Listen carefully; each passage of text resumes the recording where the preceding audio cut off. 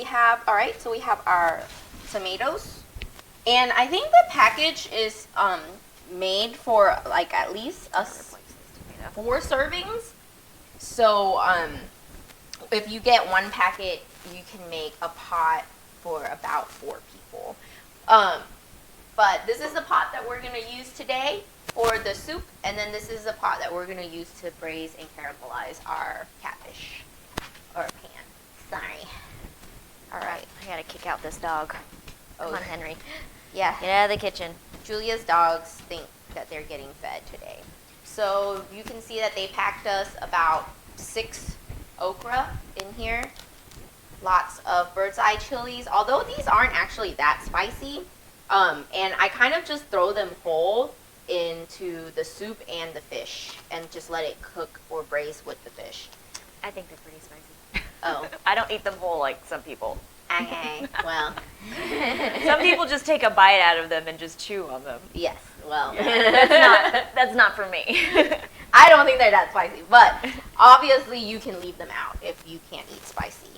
And then we have 2 different types of herbs here. This is culantro, and this is, I don't know what this is called in English, actually. I'm about to look it up, because when we did the stream, we were like, this one. Yeah, something. We were like, not really sure what this is. In Vietnamese, it's called ngò om. That's all I know. If you guys can see it here. Yep. Rice patty herb. Rice patty herbs. Oh yeah, I put that on our Instagram. And this here is the culantro.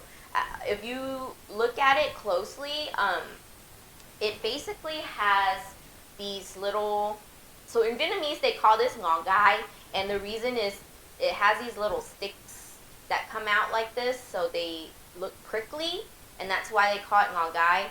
I think in English they call it culantro because it does have a taste that's similar to cilantro. Yeah. It's just a flatter leaf, and it has these little sticky edges, and that's why they call it that. Now, if we wanted to do substitutes, if you can't find them, what would you suggest? For this? Yeah. For culantro, you can definitely use cilantro if you don't you can't find this. It's not really, I don't think it affects the taste too much. I think cilantro does have a stronger taste than culantro. This is also used when you eat chicken pho too. So, and then watercress, or no, sorry, this is rice patty, right? Rice patty herb. Yeah. Rice patty herb has an actual pretty strong smell to it. Yeah. It smells a little bit floral almost. And when you put it in the soup, it gives it a pretty strong taste. I don't really know of any substitute for it. You can leave it out if you want. This is kind of one of those stronger tastes that could be off-putting to some people. It's almost like I don't want to say celery, but it has a strong taste like celery. Yeah. It's just strong. It tastes nothing like celery. And then we have our elephant's ear. This is actually, I think, maybe 2 stalks. But as you can see, they just kind of cut it for us. And then all we have to do is kind of peel these and then cut them up at an angle. And we'll show you how to do that in a little bit. And I find a good replacement for these is celery. Yeah. I think it's a good replacement. And this actually has no taste. The only reason it's included in the soup is because the sponginess actually soaks up the soup.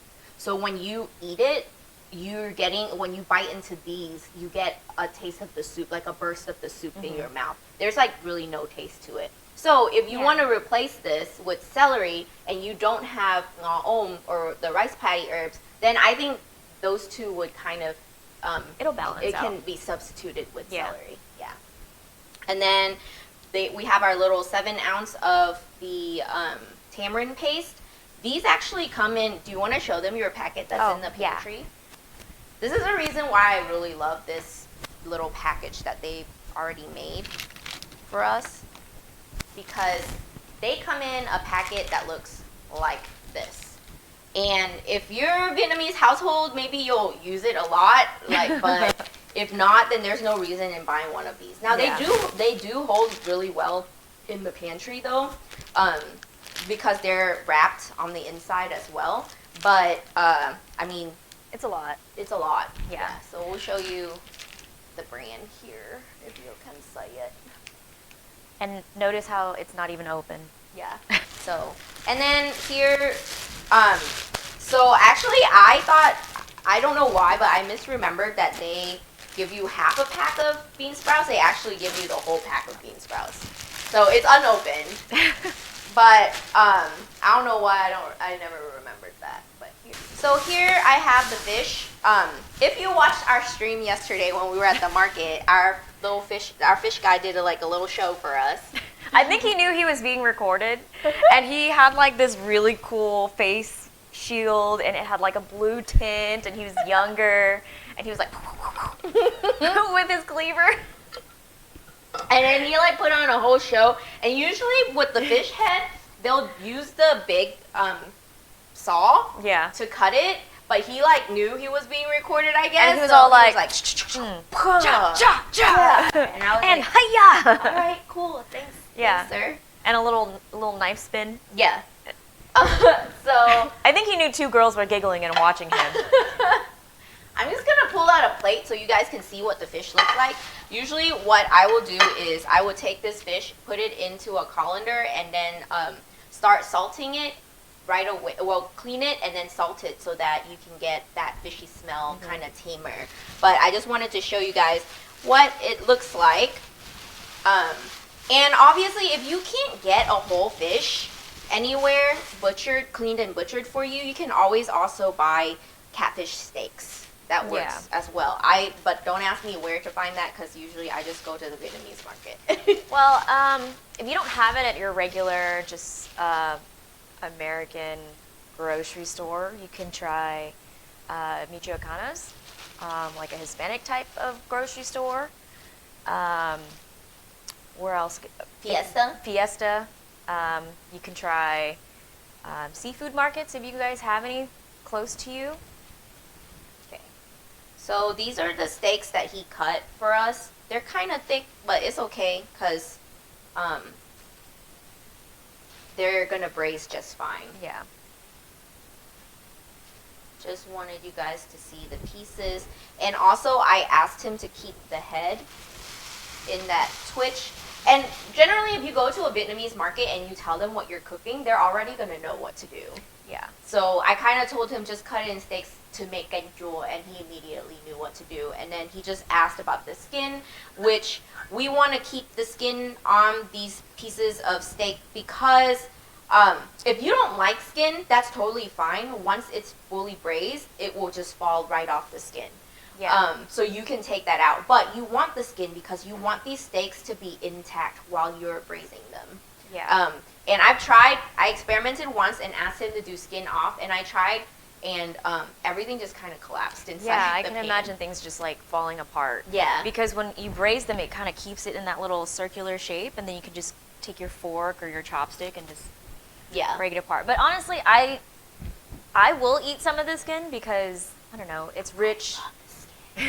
It's rich, it's kind of fatty, and I bet that's where all the omegas are. Yeah, it's really fatty.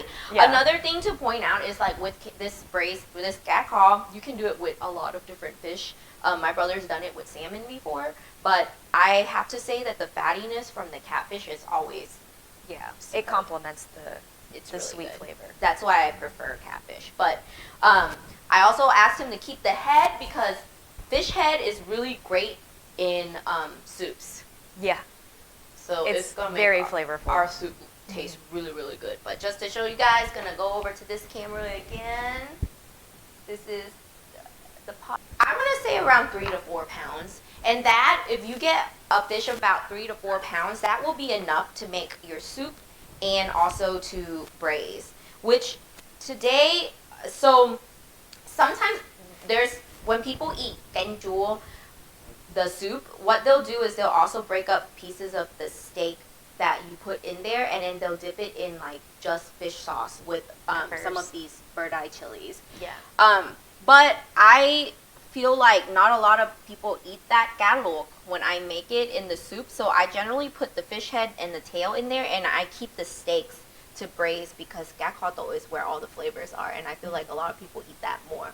But if you buy a larger fish, or if you just have extra steaks that you want to throw into the soup as well, you can do that. Okay. And you'll have How fish about we two put ways. one steak in the soup? Because I actually really like doing that because I love fish sauce. Okay, It's yeah, my she jam. does. She does. I will eat that dipped in anything. Yeah, so we can definitely do that. We can do like one of these. Yeah. One of these those. fatties. Mm-hmm. Yeah, because these right here are really good when you boil them. Yeah. It's so fatty. So I'm going to clean and salt these fish. Can you start on the vegetables? Yes, sure. Yay, thanks. You need a colander? Yes, please. You want a colander and sea salt? Or we can use just regular salt too, it's Okay. fine, yeah. So what I'm doing is really just rinsing any excess blood off of these pieces of steak, especially in the head area. You just want to make sure it's clean before you start cooking it. Yeah, sometimes the head has a few blood clots. Yeah. So you just want to kind of Clean take that them out. off. Yeah. All right, so peel the skin and then cut them in slices, right? Yeah, Angle slices? like at an angle. Okay. Yeah.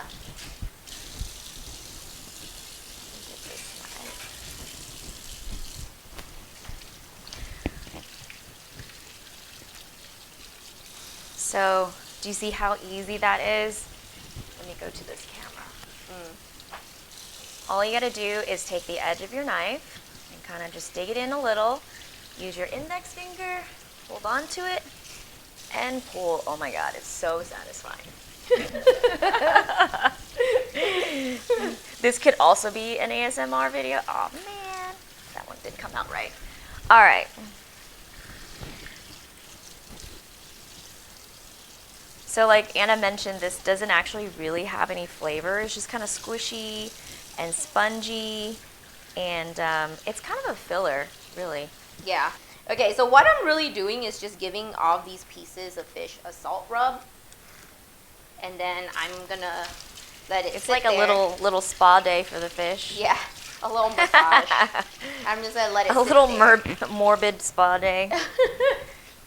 For a little bit. So while Julia's doing the vegetables, I'm gonna show you guys the next step in what we should do, and that is we're doing this old school, and we're gonna take this tamarind paste and turn it into the base for our soup.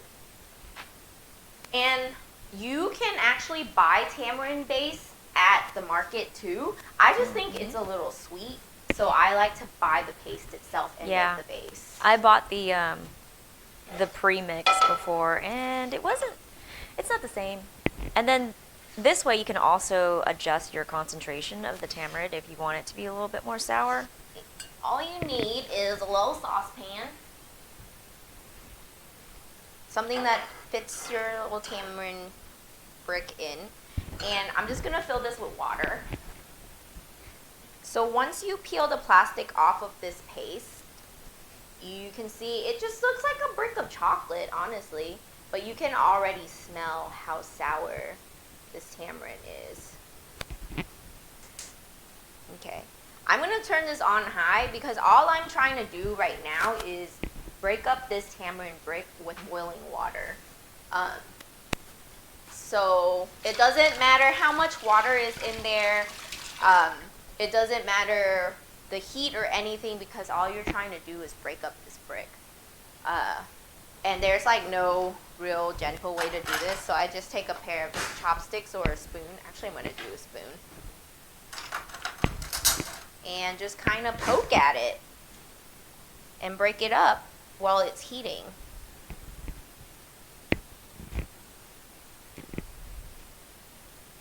This is what you're gonna get. Right?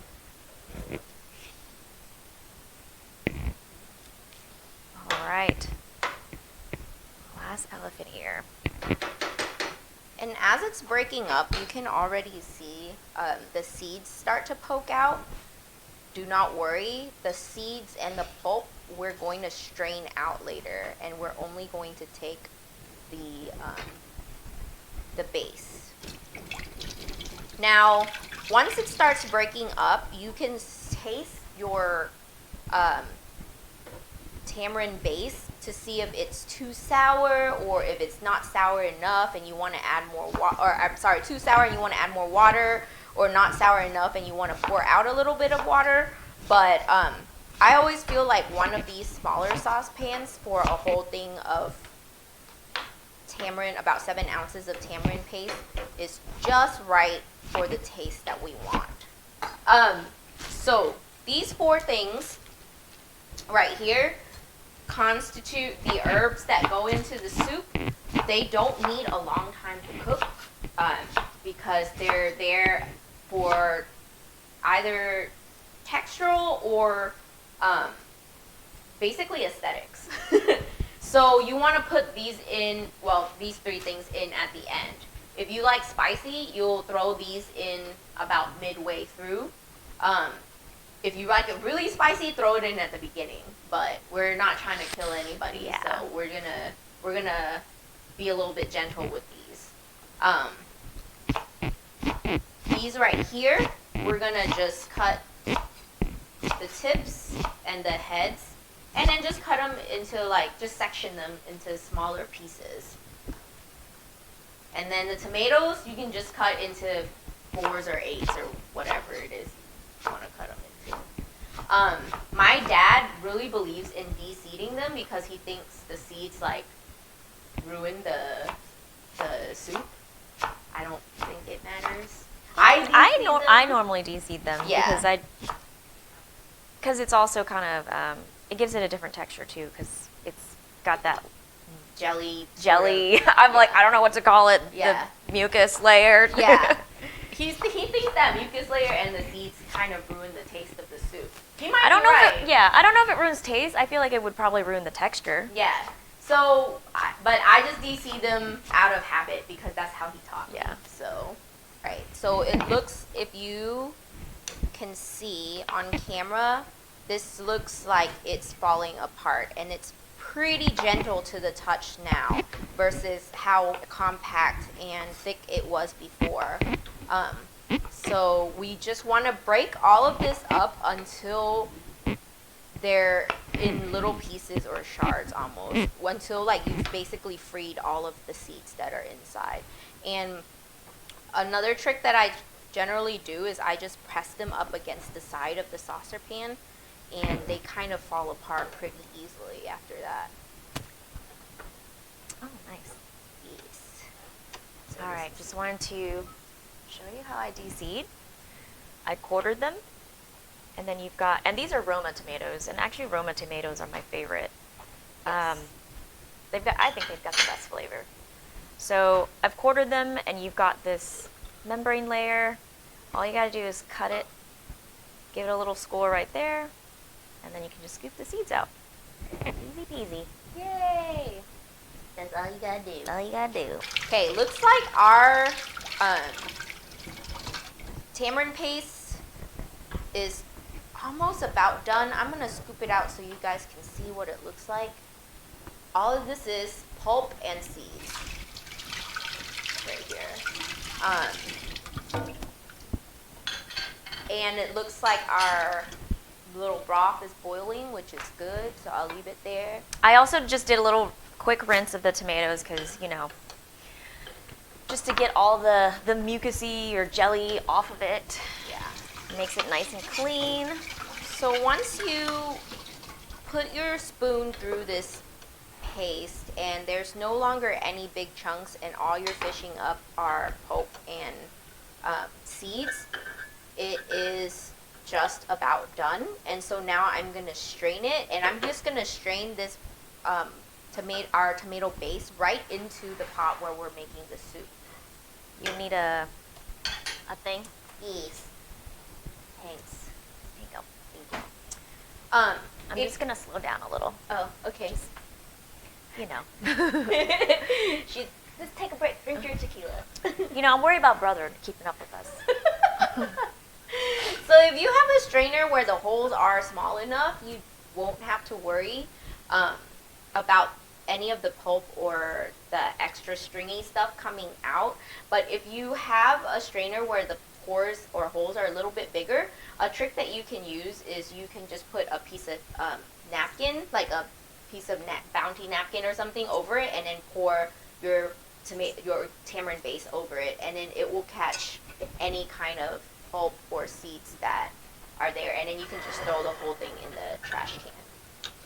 Alright, so looks like we're ready. So here we go. Yum.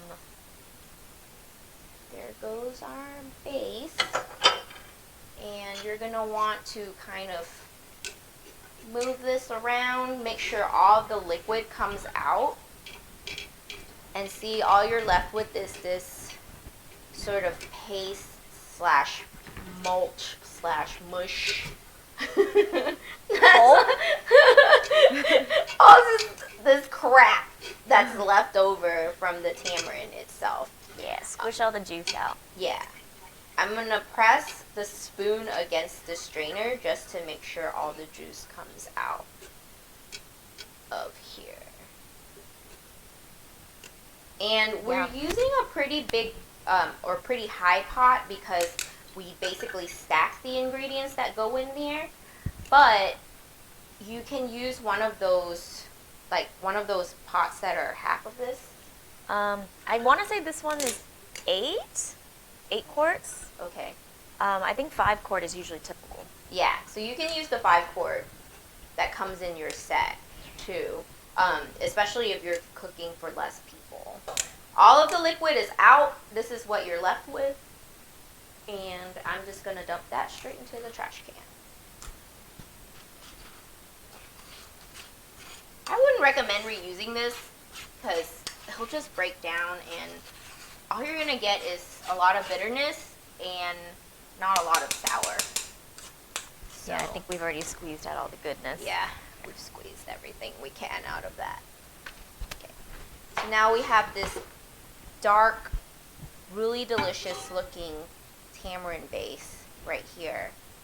And what I'm going to do next is fill this up with water. I'm only going to do maybe halfway. Okay. How do you want me to cut these okras? Just cut the top? Cut the top and the tips and then just section them into smaller pieces. Like this? Yeah. Okay. I've seen people do this just whole too, which I guess makes the soup look nice because you can see the shape of the okra, but it makes it kind of hard to eat.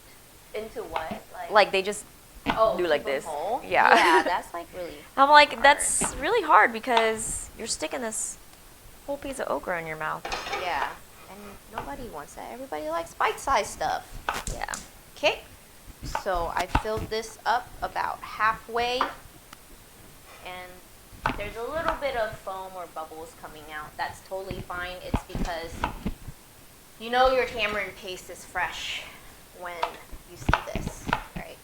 So just kind of break it apart, let it dissipate on its own. Okay. Actually, might put a little bit more water. While that is going on, we're going to let this boil before we put the fish in. So the fish is the very first ingredient we're going to put in the pot. Number one rule about cooking any kind of seafood, you want to wait until your water boils before you put the seafood in, and that helps with any kind of fishy smell that might linger in the soup base. So I'm going to let that boil. I'm going to come over here and give my fish a quick rinse. Remember, we had given it a little salt scrub. We don't want to bring that salt scrub into our actual food. So I'm just going to rinse this real quick. And then what I'm going to do is start the braise for our catfish. So before we discovered this wonderful, majestic thing called coconut coloring, you would have to caramelize sugar in your pan in order to get that nice brown color that you see on most Asian braised cooking, right? But now we can use this instead to give it the color, it's also a touch of natural sweetness, so you can use less sugar in your food as well. But what I'm going to do is just fill this pan up. What you want is enough water to cover, just barely cover your catfish, but you don't want too much water, because what you're doing is you're cooking this water down, and then once you're cooking it down and it, what's the word, like it, I guess caramelizes and congeals a little bit, or it condenses. Yeah, it condenses. Then that's how you get like all the flavors that get stuck into your fish. You want it to caramelize and condense down, but you don't want it to turn it into a soup, so you don't want to have too much water. Yes. And the best way I found to kind of figure this out is to not fill it with too much water at first, and then once it boils and you put the fish in, if you need to, you can add a little bit more water to it, right? Yeah. But I think our steaks are pretty thick, so I think this is a good amount of water to go in there. The next thing that you want is your handy dandy rock sugar, or this one's different from rock sugar. This is, well, it's rock sugar, like but it's just brown. Yeah, it's brown rock sugar. Yeah. You can also use regular rock sugar in your soup and your fish, or you can just use regular sugar. I think these have a more subtle taste to them. Yeah, it's a slightly different taste, but if you don't have rock sugar, you can use regular sugar. Just use a little bit less of it. Yeah. And also, just in keeping with you being able to color your fish or keep that golden brown color in your fish, when you're doing a braise, I would suggest, even if you're using regular sugar, I would suggest using brown sugar instead of just white sugar, because then it also adds that color once it cooks down. And these people obviously don't want me to cook because they packaged this 5 different times. I can't open it. So I'm going to start with 1 bar. It looks like this. I'm going to break it up. Generally, it should be pretty easy to break. I had these in the fridge, so I wasn't sure if I could break them, but I just had everything packaged together, ready to go to Julia's. I'm going to take half of this, put it in our soup, and then the other half, I'm going to let it cook in our braising liquid and just let it sit for a little bit. I'm also going to add a little bit of coconut coloring to our braising liquid right now. And this stuff is great in that you can always add more. If your fish doesn't look the color that you want it to look, go ahead and add a little more. And the taste is actually pretty subtle, so you can't really overdo it with that, I've noticed. But if they don't have coconut coloring, what would you normally do? It's a sugar caramelization, right? Yeah. And do you do that before you add the water? Yes, you have to. Okay. Yeah.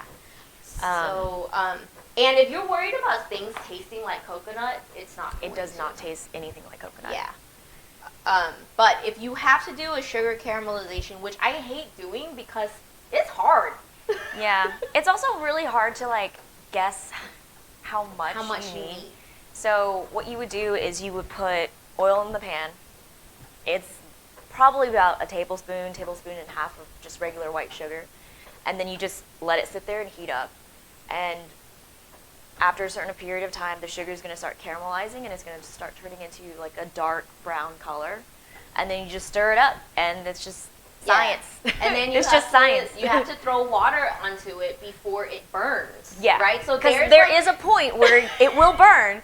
So you get it nice and brown and caramelized, and there's a sweet spot, and then you cool it down with the water. There's like 1 inch of a second where you have some time, and then if you don't have the water ready, by the time you grab the water and come back, you have burnt shit, and then you have to start over. Yeah, then you start over. Yeah. So it's scary. It's a little scary. I hate caramelization. When I discovered the coconut coloring, I was like, you're like, okay. Yeah. So if you look over here, I'm going to give you guys a view of just our pot right now. Give me a second. Let me switch us over.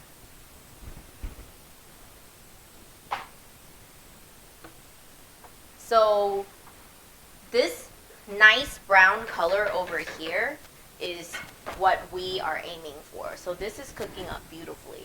You can see the sugar is starting to melt. Just keep stirring at it, let it cook. The same with our pot. This tamarind base looks perfect right now. We just added the sugar. One of the other ingredients, like this meal is so simple in its ingredients, but it's so it tastes amazing. The only other thing you're gonna need is fish sauce. Yeah. And then the meat and all the other pieces, the vegetables, they all just come together and they give you a fabulous meal. All right. Yeah. So we're gonna wait on that. I'm gonna switch us back over. Switching back over. Our braising liquid is actually boiling right now, so it's a good time to start putting the fish in. Will you grab me like a plate or something? I just don't want it to drip all over your floors. Make it harder for you to clean. Thanks. Okay. Gonna pick out all the big pieces of steak right here. Yummy.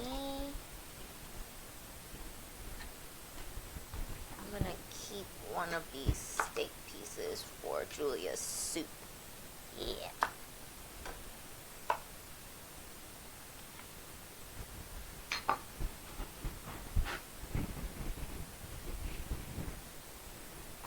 Okay. So I did actually a pretty good estimate. This is how you want it. Don't worry about this surface because eventually we're gonna flip this fish over. So don't worry about it not covering the whole thing. This is actually a pretty good estimate of the amount of braising liquid that we need. So we're gonna just right on the edge. Just let it simmer, simmer, simmer for a while. I'm gonna turn down the heat just a tad. We just don't want anything to boil over. And there we go. And then we're gonna save the rest of this fish for the soup once that boils. Okay. While she's about to start the mangosteen, I'm gonna put in some fish sauce into our braising liquid too. There are two main ones that there's three. There's the vidhu, the 3 crab, the pupuk, which is the fish, and then there's another one, the squid one. Yeah. But the squid one I feel is especially fishy, if that's even a thing with fish sauce, but I think it is. So when we're cooking, I generally like to use either the pupuk or the vidhu. Yeah. A lot of people use the squid to cook with, and then the squid or the crab, and then the pupuk to dip with. To dip with. Yeah. But we'll save you your pupuk for later. No, you can. I mean, you can use it. It's fine. I need to go grab another bottle anyway. We'll use the vidhu today. So all I'm doing is adding about a splash all around to it. We just once the water comes down a little bit, I'll taste it again, see if it's too sweet or too salty, and we'll adjust from there. But we're just trying to get some of the flavors in to cook into the meat right now. So I just added a little splash there. That was about, I want to say 2 tablespoons. I should have been looking. I'm sorry. I don't know these things. So sometimes people do add extra protein to this meal. I've seen people add a little bit of shrimp. Yeah. And then sometimes little bits of pork belly. Yeah. If we wanted to do that, when will we put that in? Like, okay. Like meow or later? So 2 things about shrimp. Shrimp cooks really quickly. Yeah. You don't want it to overcook. So you would want to put that in about 5 minutes before this is done, right? With pork, the longer pork cooks, the softer it gets. So I would probably put it in right now. Right now, Yeah. okay. And I've also seen people put in fat chips. Oh. I didn't want to complicate things today, so we're going to keep it basic. This is just going to be the basic and dual, but yeah. Fat chips are delicious. So fat chips are just cuts of fat from usually pork, right? Yeah. Pork or beef or whatever, you cut them into like really small pieces, small little chunks. cubes. Yeah. And then you just kind of cook it on a stove, and then you render out all the fat, and then you're left with a really crispy square, little crispy chunk. Yeah. And then we like to use it to sprinkle on top of noodles or in other dishes. It just gives you like this burst of, Asians like fatty foods, I guess, but it gives you a burst of fat and richness because it actually it's a little bit different from the flavor of whatever soup you're eating. Yeah. So you get this little bit of burst of flavor. Yeah. And then I have actually saved the fat that we rendered. This is from A5 Wagyu, actually. So I was like, I'm saving that because I'm going to be cooking with it. Yeah. It's actually a very clean tasting fat. Yes. And it's shelf stable, so that's why I can keep it on the table. Yeah. So it is finally boiling. We're putting our fish heads in first. I just spotted a glob of blood I just ripped out. And then put in the tail. And then Julia's One steak. And if you're wondering when to flip this right here, we're gonna wait till it's a little bit more solid before we flip it. So just let it cook, leave it alone, it'll be fine. Yeah. And then for this soup right here, I'm again gonna add a little bit of fish sauce to it. Once it comes back up to a boil, then I'm going to have a taste of it just to make sure that everything is in proportion. Like if it's too sour or too sweet, we're gonna have to adjust accordingly. But we want to bring that up to a boil again before we taste it because we don't want that fishy smell to either hinder or change the way the soup tastes for right now. So bring that back up. Well, we had mangosteen and it was delicious. You want another one? Sure. And once this soup comes back to a boil and you taste it, everything tastes good, then we can start putting in our vegetables. So I'm just going to keep them whole like this and drop them in. I'm going to have 3 in the fish and then 3 in the soup. Oh, they actually smell kind of spicy. Undo. Control U. Control Z. Oh. Wait, no, that's cut, isn't it? No, that's control. Yeah, wait. Oh my god. No, it's control Z. Control Z is cut, I thought. Oh, is it undo? Or control X is cut. Oh, Oh okay. my god. Wow. Wow, what's wrong I got with her us? questioning herself for a little bit there. My world was turned upside down for a minute. So it's boiling. I'm going to give it a taste.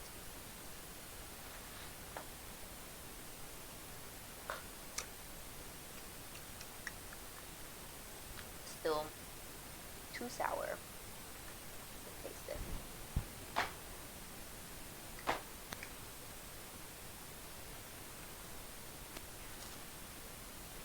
It's a little bit sour. Can't taste anything else. But Yeah, you can it's a taste the bit fish though. You can taste the fattiness off of it. I'm going to add a little bit more sugar, but not as much as last time. So I'm gonna do this Like a is quarter like of a about bar. a quarter of a bar in there, and then definitely going to add more fish sauce.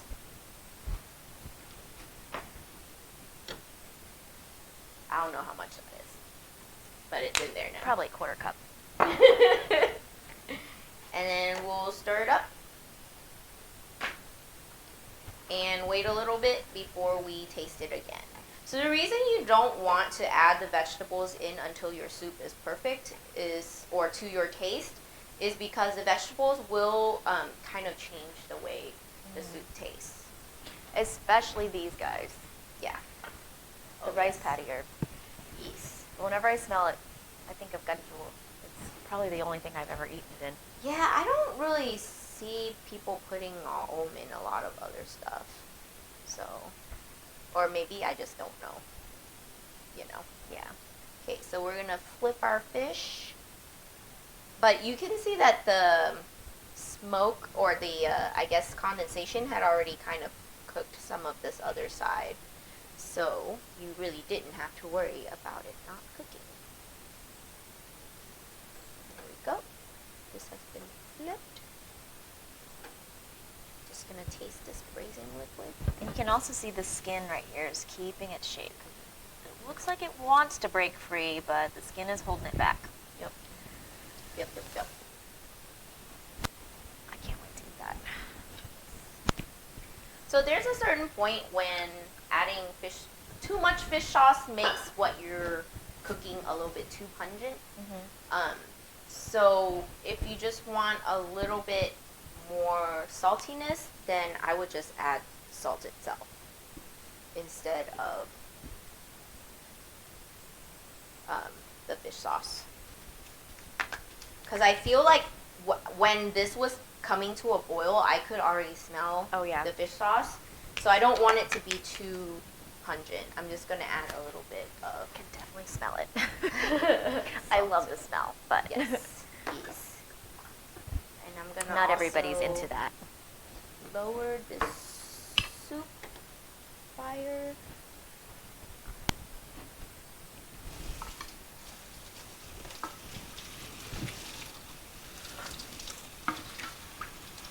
Once your basics are in, it's really just a tasting/waiting game, right?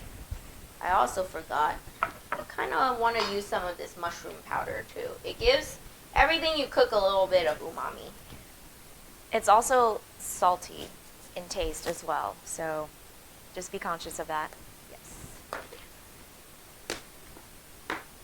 But I did not. And then I got lazy. And you're like, well, we're going to be making dinner anyway. Okay. Taste this. It's made my mouth water, so I think it's good.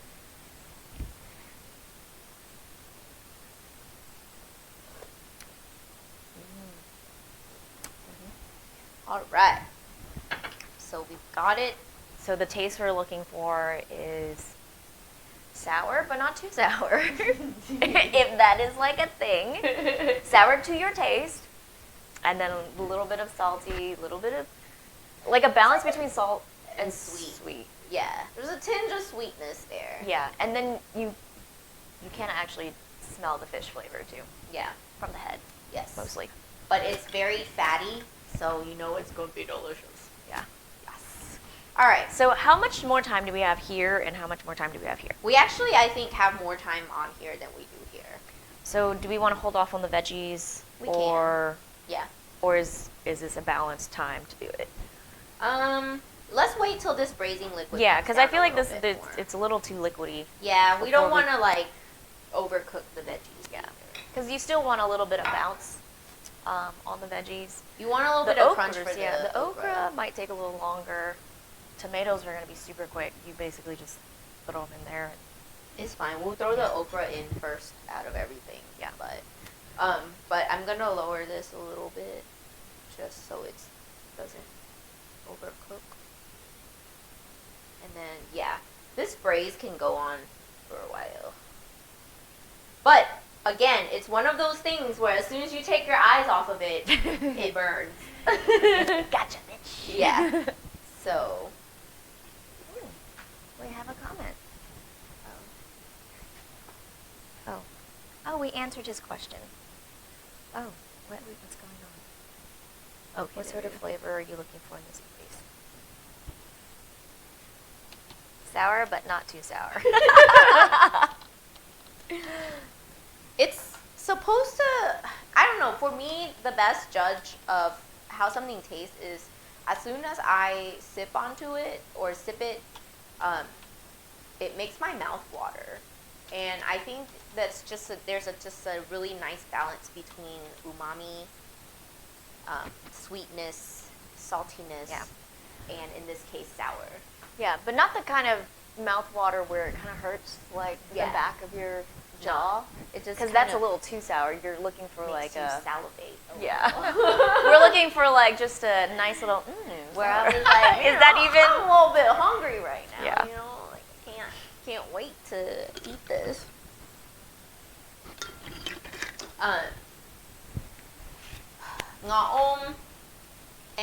cilantro, I would just maybe do like a rough chop of these.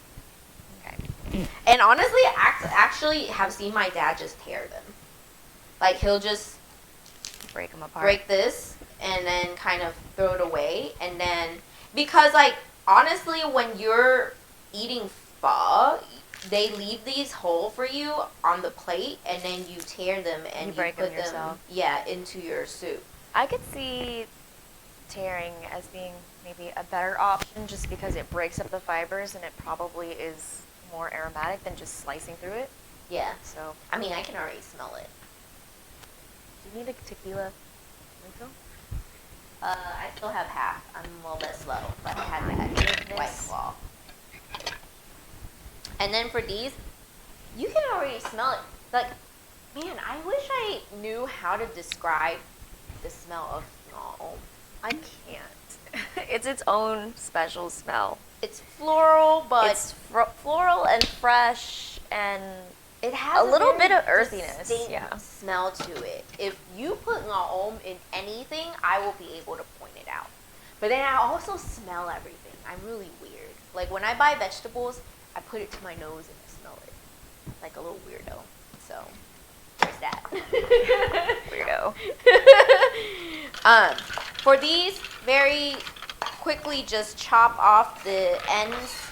You want to chop off the ends, basically, of anything that you buy at a Asian market, because they will just pull it straight from its roots and sell it to you. So sometimes you'll still see like the dirt or the root of the actual vegetable. So to be safe, you just have to cut off. And usually the end is a little bit hard and brown, so chop off the ends. I mean, even if you're getting at an H-E-B or something, for things like cilantro, I always chop off the ends. Yeah. So, and then just do a rough chop. What is this, like an inch? An inch? Okay. About an inch. You want to see these floating around because they're actually, if you think about it, really pretty too.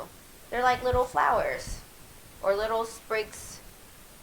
They remind me of spring, right? So you kind of want to leave them like that when you put them in your soup. And then bean sprouts.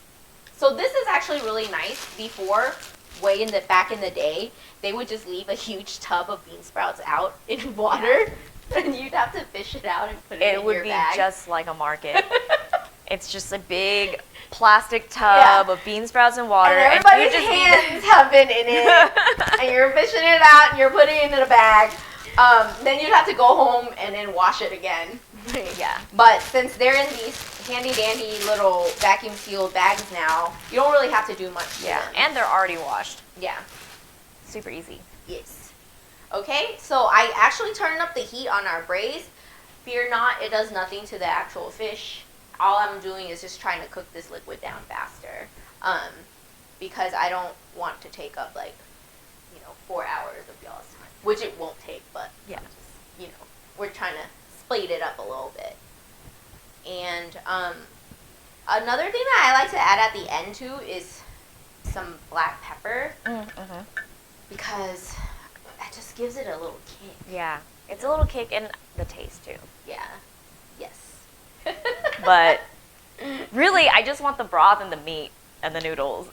So really, she's... and I actually don't even... If they make the broth really well, like my favorite is pho ding, and I think they make their broth really well. Like I actually don't even put any sriracha or hoisin in it. I'll taste the broth, and then I'll actually throw in a couple of the jalapeno slices just to give it a little bit of kick. But I don't do any, and then I'll actually dip my meat on the side with the hoisin and sriracha. Really funny about how you eat your broth, because that's exactly how my dad does. He does not like to put hoisin or sriracha in it. So that wasn't. No, that's not even how my family does it either. So my mom throws in all the veggies, and she gets mad at me because I don't throw any veggies in it. And I was like, this is just my taste. Like, just leave me alone and let me eat it and live my life. Are you actually my dad's child? Maybe. You don't know it, because that's really funny. I just really like savory foods. Like, to me, sweetness is a little bit, like, it's on the side. Like, if I love sweets, okay, don't get me wrong. Chocolate cake is my jam. I'm very Bruce about it. All right, so I actually accidentally like broke one of these, but it's okay. I was trying to flip them. Also, the color isn't to my liking, so I added a little bit more coconut coloring, but it's cooking fairly well. Like, you can already see how tender it is because the catfish is falling apart, and this is exactly how we want this to be. So nice and soft. Let this cook a little bit more. You can see the skin definitely is holding everything together because the pieces where it's not completely surrounded by skin is starting to fall apart. So that's how we like it, guys. And the braising liquid has already cooked down, I think almost about half. So I'm going to turn this back up, and then I'm going to put the vegetables in there. And I'm thinking one day we got to write a cookbook that has just fish sauce and what and you all eat the it different with. ways and what you eat it with and how they're different and where they come from, because it's actually very, very different. And you think that sometimes they're all the same. They're definitely not. Today we're going to be making one where it's just the full fish sauce, and then we're just going to, well, we ran out of chilies, but we can... Yeah, pepper to it. Yeah, we can add pepper to it. Usually it's just we smash up some bird's eye chili and then put it in the fish sauce and you dip your fish in it. Or I might steal one of these. Yeah, you can Yeah, I'll just steal one. Cut it up. Yeah. And so that's one. There's the more diluted one where it's fish sauce, water, with sugar, lime, a little bit of sugar, and some chili paste. That's like the basic. But then there's so many different variations of it. You can make it a little sweeter. You can make it more sour. And then there's the garlic one, which you use to dip different kinds of fish. Yeah, there's one with fish sauce and garlic. It's a mix with garlic. And then there's the fish sauce with ginger. Yes. I feel like bubblegum right now. There's the fish sauce with ginger is for duck, for dipping in duck. Yeah. Anything with duck. Duck or like a boiled chicken. Yeah. So we're not talking about shrimp. We're talking about fish sauce. Yeah, we're talking about fish sauce. But we're kind of bubblegum right now. Coconut sauce. And then there's also some where you mix with like a lot of sugar to the point where it's a little bit syrupy.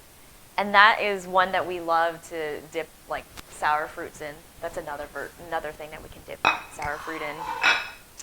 Why do we do this to ourselves? All we do is eat every day. So guys, if we look over here, and I'm gonna, what I've been doing while Julia was talking about our yolks, you can see that the braising liquid has kind of come all the way down. It's not too thick yet, and so I want it to be a little bit thicker, but our color is coming out nicely. So I lowered the flame just to let it still cook, but you're gonna eventually see this sauce kind of thicken even more. But this color is great. Yeah, this is what we're looking for. Yeah. Did you flip it again, or this is? I did. Okay. I flipped it again. So I flipped it, and then once I saw that the color on this side was still a little bit too light, I just took like a spoon or a spatula and then just kind of basting it. Yeah, baste the liquid on there. And this is where you have to be careful, right? Because we are at the cusp between great and burnt. Yeah. And if you wanted, you can throw little shrimpies in now. Yeah, you can throw the shrimpies in at this point. This is a good shrimpy point. But I did turn the stove down to 5, the flame down to 5. And we're going to have to keep an eye on this for our vegetables over here. Oh my gosh, we got to make rice. Oh, yeah. Our vegetables look good. I just don't want to add the toppings, the herbs, until maybe probably a little bit before we're about to eat. Just because you don't want any of those things to turn from this fresh, nice green to a dark, withered green.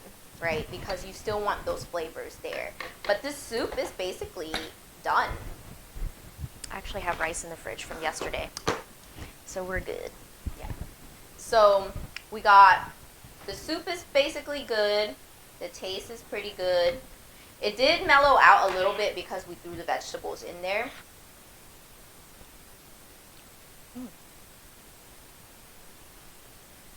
No, it's good. Okay. And then the fish is almost done. So after that, you just put this in a big bowl. Well, right before we eat, what we're going to do is just bring this back up to a soft boil, not too hard of a boil, and then, hold on, I forget that I switched cameras. But we're just going to bring this soup back up to like a soft boil and then throw in our herbs. And then the very last thing to go in should be your beansprouts. Then you mix it up. Some people actually even wait until they put a serving out into a bowl for the table before they put the beansprouts in, because beansprouts will get kind of soggy. Yeah. And it loses the crisp. Yeah, which is what they're there for. Yeah. Because they really don't serve any other purpose. See, once you see this start to bubble this way, that means that the sauce is getting to that point that you want it to. And what she means is the bubbles are more thick, I guess. Because you're caramelizing and it's getting super syrupy. Yeah, that's what you want. Just look at this piece right here. Look how good it looks. Oh my god! And then this fat right here. Toss it on top. Toss it. All right. I mean, I think this is good. I like a little bit of sauce, just to for pour my on your rice. Yes. So I'm gonna stop it right here. Yum yum. Let's pour some of this sauce back on. Right there. That looks perfect. And then all these little bits right here are just pieces of fish. So you can imagine how your fish would look if you didn't have the skin on there. It would just really break apart, and then you would have these little pieces but all over. So this heat has been turned off, and our soup is actually ready to eat. We're really just waiting for Andrew to come over. So thank you for joining us. I hope you can make this at some point. I'm gonna edit this video also and then post it on YouTube. But thanks for joining us today. Yeah, thanks. Yay. We had a good time. Yeah. All right, bye guys. Bye. Anh ơi, cho con cá này đi anh. Cái nào? Con đó đó. Cái này hả? Dạ. Rồi làm cho đây. Rồi làm sạch xong rồi cắt steak ra để làm canh chua. Để da lột ra. Để da. Giữ đầu cho em luôn nha. Cleaning it. So you can see that the fish, I can't zoom in, but you can see that the fish has already gone from that really like dirt, mud, brown color to super clean right now. He's scrubbing it with like a chore boy. Cleaning it again. Oh, there goes the big cleaver. Hello. Bam. Yeah. Excellent. Yeah. Chop. Chop. Chop. Chop. Yes. Yum. Yes. And a little swirl at the end. Like, I know. It's like doing it for the camera, man. Like, I know I'm being watched. My cool face shield. It's like, I'm cool.